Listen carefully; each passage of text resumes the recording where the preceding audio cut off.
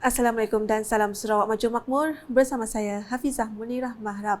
Berita utama, sempena sambutan perayaan Deepavali atau Pesta Cahaya hari ini, Pemimpin Sarawak, Datuk Petinggi Tan Sri Dr. Abang Abdul Rahman Zahari Tun Datuk Abang Openg berkesempatan hadir ke Majlis Makan Tengah Hari Anjuran Peguam Terkemuka Shankar R.P. Asnani di sebuah restoran di Kuching pada Ahad. Kehadiran Pemimpin Sarawak turut diiringi oleh isterinya Puan Sri Datuk Amal Jumaani Tun Tuan Kumbujang serta tetamu jemputan lain. Berucap ringkas dalam majlis tersebut, Datuk Petinggi Abang Zahari menzahirkan ucapan penghargaan kepada Shankar R.P. Asnani di atas jemputan ke Majlis Makan Tengah Hari sempena perayaan Deepavali. Menurut beliau, sambutan Hari Deepavali di Sarawak dapat mengeratkan lagi hubungan antara kaum yang ada di negeri ini. At the same time, we are fortunate that every race in Sarawak, they help each other, and there is a high degree of mutual respect. That is the key. When you have a high degree of mutual respect, that's the foundation for us to build a very strong society.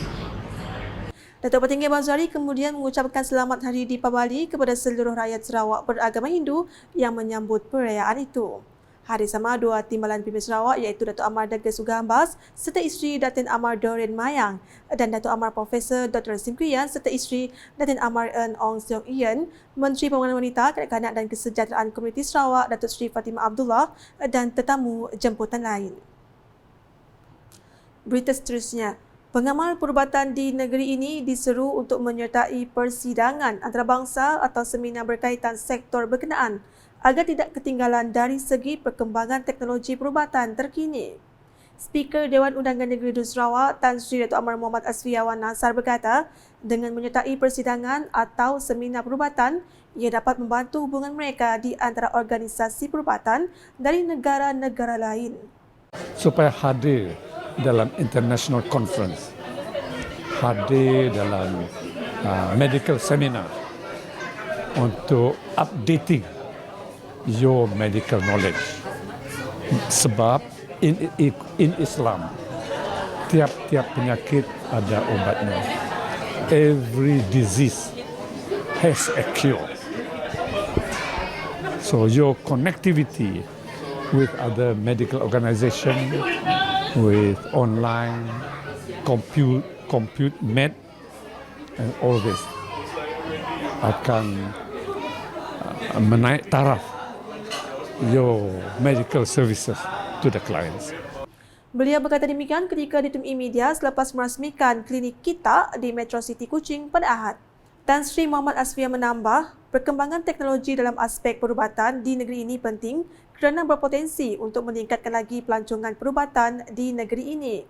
Dalam pada itu, beliau turut menyarankan agar graduan dalam bidang perubatan meneroka pengalaman untuk berkhidmat di hospital kerajaan yang terdapat di negeri ini. Jadi mesti ada experience.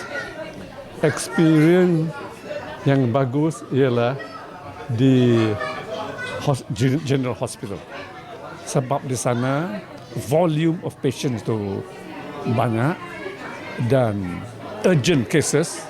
Jadi ini kan akan melatihkan doktor. Dan untuk update supaya doktor itu tahu dengan latest medical technology dan medical science untuk perubatan. Akhirnya apabila banyak doktor kita yang pandai, yang kompeten, maka medical tourism kita akan bertambah. Manakala di Sarike, Timbalan Menteri Sumber Asli, Alam Sekitar dan Perubahan Iklim merangkap Ahli Parlimen Sarike Datuk Seri Wang Tiong Si terus komited membantu menangani masalah banjir dan tanah runtuh yang sering membelenggu di kawasannya.